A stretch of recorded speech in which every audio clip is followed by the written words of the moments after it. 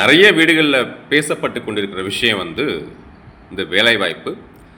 அது 100% பிளேஸ்மெண்ட். அதாவது இந்த கல்லூரியில் சேர்ந்துட்டா 100% வேலைவாய்ப்பா அப்படிங்கிற ஒரு விளம்பரத்தை பற்றி நிறைய வீட்டில் பேசிகிட்டு இருப்பீங்க.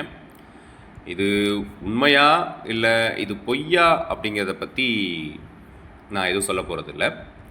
பட் இதில் எனக்கு எக்ஸ்பீரியன்ஸ் இருக்கிறனால சில ஃபேக்ட்ஸை நான் சொல்கிறேன். அப்புறம் நீங்களே ஒரு முடிவுக்கு வரலாம். நான் சின்ன வயசில் படிச்சிருக்கேன் ஃபிசிக்ஸில். Efficiency of a machine can never be 100%. அப்படின்னா எந்த ஒரு இயந்திரத்தினாலையும் அது மனுஷன்லேருந்து யாராக இருக்கட்டும் 100% அது தன்னோட வேலையை செய்ய முடியாது. முழு வீச்சில் முழுசாக 100% செய்ய முடியாது முழு திறமையோட அப்படிங்கிற மாதிரி ஒரு ஃபேக்ட் படிச்சிருக்கேன். நமக்கு சிம்பிளாக புரியணும்னா, நம்ம எல்லோரும் வண்டி ஓட்டுவோம், கார் ஓட்டுவோம். அதோட ஸ்பீடோமீட்டர் பார்த்துருப்பீங்கள. என்னைக்காவது அந்த ஸ்பீடோமீட்டர் அது கொடுத்துருக்க அந்த ஸ்பீட் லிமிட்டை ஃபுல்லாக டச் பண்ணியிருக்கா அப்படின்னு பார்த்தீங்கன்னா முடியவே முடியாது. இதுதான் ஹார்ட் ரியாலிட்டி. ஸோ இப்போ நீங்கள் பார்த்த மாதிரி ஆக்சுவலாக ஃபஸ்ட்டு நானும் ஒரு இன்ஜினியர் தான். 2013 pass out electronics and communication engineering முடிச்சிருக்கேன். ஆக்சுவலாக இந்த டாபிக் நான் பேச வேணாம்னு நினச்சேன். பிகாஸ் இது காலேஜ் சம்மந்தப்பட்டது. ஸோ அந்த பிஸ்னஸ் நம்ம இன்டர்ஃபியர் ஆகக்கூடாது அப்படின்னு. பட் தொடர்ந்து பாவம் என்கிட்ட படித்த பிள்ளைய நம்ம ஸ்டூடெண்ட்ஸ், ஸோ அவங்களோட ஃபியூச்சருக்கு நம்ம பார்ட்டாக இருக்கணும், தேடி வராங்க, கேட்குறாங்க. ஸோ அவங்களுக்கு சொல்லணுமே நினச்சி சொல்கிறது தான் இதெல்லாம். மெயின் விஷயம் என்ன அப்படின்னா, ஃபஸ்ட்டு நிறைய காலேஜஸ் கால் பண்ணி கூப்பிடுறாங்க அப்படிங்கிறாங்க. ஒரு சின்ன விஷயம் சொல்கிறேன். எந்த ஒரு நல்ல நிறுவனமுமே ஃபோன் பண்ணி இல்லை விளம்பரம் கொடுத்து கையை பிடிச்சி வாங்கன்னு கூப்பிட மாட்டாங்க. நம்மளோட பழமொழியில் ஒரு அழகான பழமொழி இருக்கு, பூக்கடைக்கு விளம்பரம் தேவையில்லை அப்படின்னு. அதுக்கு என்ன அர்த்தம்? பூக்கு நறுமணம் இருக்கும், தானா மக்கள் தேடி போவாங்க. அதை யாரும் போய் வாங்கிக்கல கூவி விற்க வேண்டிய அவசியம் இல்லை அப்படிங்கிறது அது வரையாது.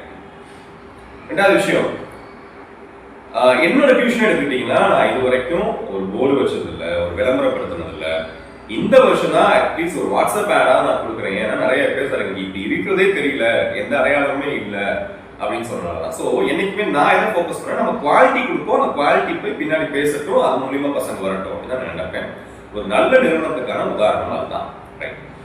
இன்னைக்கு 4 ஸ்டூடெண்ட்ஸ் என்கிட்ட இப்போ 12th படிச்சு முடிச்சு போனவங்க எனக்கு முன்னாடி படிச்சு காலேஜில் ஒர்க் பண்ணி கிட்டத்தட்ட கேம்பஸில் பிளேஸ் ஆனவங்க வரைக்கும் இன்னைக்கிட்ட பேசுனாங்க சின்ஸ் மார்னிங். அதில் ஒரு பொண்ணு நல்லா படிக்கக்கூடியவங்க, அவங்க சந்தோஷமான விஷயத்தை ஷேர் பண்ணிக்கிட்டாங்க. சார் 3rd இயர் படிக்கிறேன், எனக்கு கேம்பஸில் கிடச்சிட்டு சந்தோஷமாக ஷேர் பண்ணிக்கிட்டாங்க. சந்தோஷம். அதே சினாரியோவில் இன்னொரு பையன் 4th இயர் முடிச்சிட்டாரு, அதே காலேஜ், அவருக்கு வேலை கிடைக்கல அப்படிங்கிற ஒரு வருத்தமான விஷயமும் இன்னைக்கு பகிர்ந்துக்கிட்டாங்க. அடுத்து இன்னொரு பெஸ்ட் ஸ்டூடெண்ட் ஒருத்தர் பேசிட்டு இருக்கும்போது அவர் இப்போ 2nd இயர்ல இருக்காரு, ஒரு நல்ல ஒரு காலேஜில் இருக்காரு. பட் இப்போ அவர் என்கிட்ட சொன்ன விஷயம், சார் வாரனால இந்த 5 months பிளேஸ்மெண்ட்லாம் அப்படியே ஹோல்ட் பண்ணி வச்சிருக்காங்க அப்படிங்கிறாரு. இது ஒரு இன்ஃபர்மேஷன். அப்புறம் இன்னொரு என்னோட ஸ்டூடெண்ட் என்ன பண்றதே தெரியல சார், இப்போ 12th முடிச்சிருக்கோம் அப்படின்னு அந்த டிஸ்கஷன் போகுது. ஸோ பாருங்களேன், இப்போ 12th முடிச்சவங்க இருந்து முடிச்சு போனவங்க வரைக்கும் இன்னைக்கு நான் பேசியிருக்கேன். ஸோ பேசுறதுக்கு முன்னாடி நானும் சில டேட்டா கலெக்ட் பண்ணி தான் நான் வந்திருக்கேன்.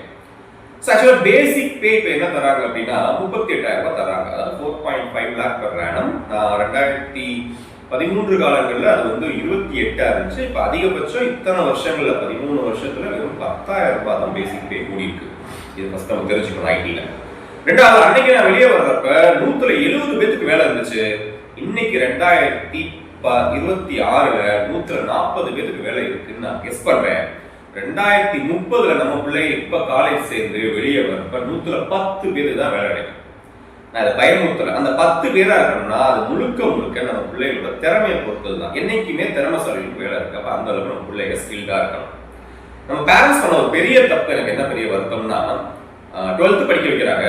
படிக்கிறப்பே நீங்க மார்க் வரல என்ன பண்றது, நம்ம மேனேஜ்மெண்ட் சீட்டை பார்த்து வைப்போம். எங்க நீங்களே ஒரு மேனேஜ்மெண்ட் சீட்டை பார்த்து வைக்கலாம்ன்ற மைண்ட் செட்டுக்கு போயிட்டீங்கன்னா அந்த குழந்தைங்க எப்படி படிக்கணும்னு நினைப்பாங்க, எப்படி மார்க் எடுக்கணும்னு நினைப்பாங்க. நீங்களே ஒரு தப்பு பண்ணிடுறீங்க அந்த பேரண்ட்ஸ் இந்த விஷயத்துல. ரெண்டாவது விஷயம், ஏஐ ஒரு ரியல் த்ரெட்டா? ஆமா, உண்மைதான். அது நம்ம மறுக்கவே முடியாது. என்னோட க்ளோஸ் ஃப்ரெண்ட் ஒரு ஐடியில் பெரிய லெவலில் இருக்காரு. Even is working on site also. அவரே என்கிட்ட 10 வருஷம் முன்னாடி சொன்னது, நமக்கு நம்மளே குண்டு வச்சுக்கிட்டோம்டா, இந்த ஏஐ உருவாக்கி நமக்கு நம்மளே ஆப்பு வச்சுக்கிட்டோம் அப்படின்னா இது உண்மையான ஸ்டேட்மெண்ட். இது பெருசாவே வந்துருச்சு. அதே மாதிரி இன்னொரு முக்கியமான விஷயம் 100% பிளேஸ்மெண்ட். இப்போ நீங்க பார்த்துருப்பீங்க இது மாதிரி ஒரு பிக்கஸ்ட் ஸ்கேம் எதுவுமே இல்லை. நீ பெரிய காலேஜ், நல்ல காலேஜ் போயிட்டே 100% இந்த காலேஜில் படிக்கிறாலும் வேலை தருவாங்கன்னா அப்போ யாருமே தர மாட்டாங்க. சரிங்களா? அப்படின்னா வருவாங்க, ரெக்ரூட் பண்ணுவாங்க. ஆனால் வேலை கிடைச்சிச்சா அப்படின்னா உறுதியாக 100% இல்லை. ஏன்னா வேலைக்கு முழுக்க ஸ்கில்ஸை பேஸ் பண்ணி நீ இப்படி ஒரு காலேஜில் படிச்சுட்டுப்பா அதனால உனக்கு தந்துடுறேன்ப்பா அப்பதான் தர்றதுக்குலாம் கம்பெனிஸ் யாரும் தயாராகல. அப்படி சில விஷயங்கள்லாம் இருக்கு. உள்ளுக்குள்ள நிறைய விஷயங்கள் இருக்கு. I cannot reveal it personally. Actually சில காலேஜ் எடுத்துட்டு போவாங்க, கம்பெனிஸ் எடுத்துட்டு போவாங்க ரெக்ரூட் பண்ணிட்டு. அப்போ கொஞ்ச நாள்லயே சில ரீசன் சொல்லி டேலண்ட் பார்த்து வெளியே அனுப்பிச்சிருவாங்க. ஸோ அது காலேஜை பொறுத்த வரைக்கும் அவங்க ரெக்ரூட் பண்ண மாதிரி இருக்கும், பட் பசங்களும் ரெக்ரூட் ஆன மாதிரி இருக்கும், பட் அவங்க கொஞ்ச நாளே வெளியே வந்துடுவாங்க. அது காரணம் ஸ்கில். ஸோ நான் என்ன சொல்றேன் அப்படின்னா, ஃபர்ஸ்ட் விஷயம் நம்ம பிள்ளைங்க முதல்ல என்ன மார்க் எடுக்கிறாங்களோ அது கண்டிப்பாக ஒரு குரூப் இருக்கும். இது என்ன குரூப்பை பற்றிலாம் நான் பேசலை, அதை நீங்கள் ரிசர்ச் பண்ணிக்கோங்க. நான் இன்டெப்த்தாக போக விரும்புகிறேன். அதுக்கு என்ன காலேஜ் கிடைக்குதோ அதாவது நம்ம நிறைய கஷ்டப்படுறோம், இது நல்ல காலேஜாக இருந்தது அதெல்லாம் ஒன்றுமே தேவையில்லையே. கவுன்சிலிங் டே 1 ஸ்டார்ட் பண்ணதுலேருந்து சீட் எந்த காலேஜில் குறைஞ்சிக்கிட்டே வருதோ அந்த ரேங்க் வந்துகிட்டே இருக்கும் போது இல்லைங்களா? அப்போ நீங்கள் போகிறப்ப எந்த காலேஜ் மேலே இருக்கோ அது உங்களுக்கு என்ன அவைலபிலிட்டி இருக்கோ அது உங்களுக்கு பெட்டர் காலேஜ். ஸோ அதில் கவுன்சிலிங் எடுங்க, கவுன்சிலிங்கில் சீட் எடுங்க, நல்லா படிங்க, நல்லா உழைங்க. சரி 12th தப்பு பண்ணிட்டோம் அப்படின்னு அந்த உழைப்பாது பிள்ளைகளை மோட்டிவேட் பண்ணி வேலை கிடைக்கட்டும். சரி, எல்லா பேரண்ட்டும் ரொம்ப ஒரு முக்கியமான விஷயத்துல இருந்து என் பிள்ளைக்கு ஆன்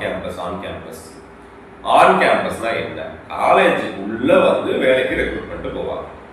சரி, இது ஒண்ணுதான் ஆப்ஷனா அப்படின்னா இல்லவே இல்லை.